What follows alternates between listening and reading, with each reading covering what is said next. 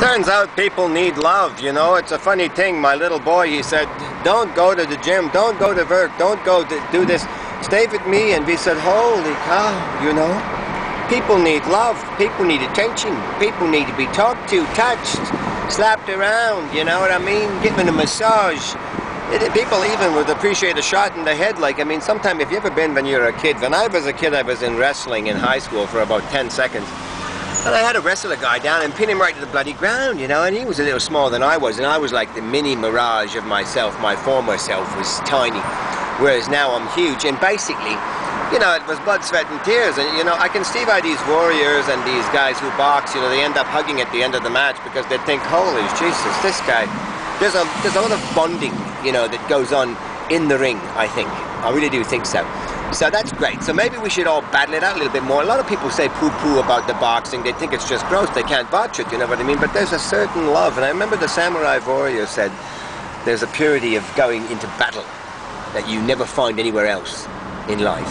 And he was from a serious fellow. I mean, it was like Mao Zedong the 10th. You know what I mean? It was like, you know, a serious fellow. Someone who's been down the block in terms of spiritual awakenings. You know what I mean?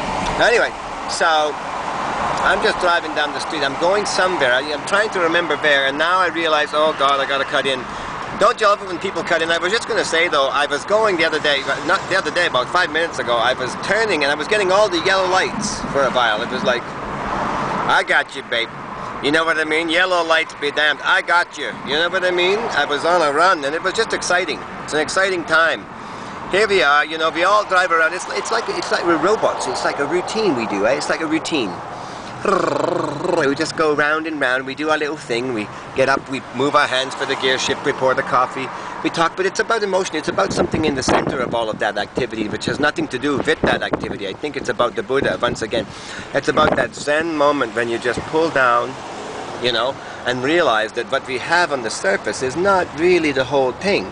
That's really the key to it. I believe that in fighting with the invisible, or not fighting with, but recognizing the invisible and its value, its intrinsic value, its absolute value. It's the invisible things that I find to be the most important things. And it's and I think that no one, you know, says it better when a child says "I love you." You know, I mean, it's like the invisible things are what matters, right? And we know that, but we forget it so much. You know, we're so conscious about our consciousness. We're so conscious about visual, the surface. Like, I want to clean my car. I wouldn't think twice about, you know, not meditating. You know, who meditates? What the hell is that? You know, we meditate on a barrel of Kentucky Fried Chicken. You know what I mean? But to meditate, to actually spot yourself out and think a little bit and say, I wonder.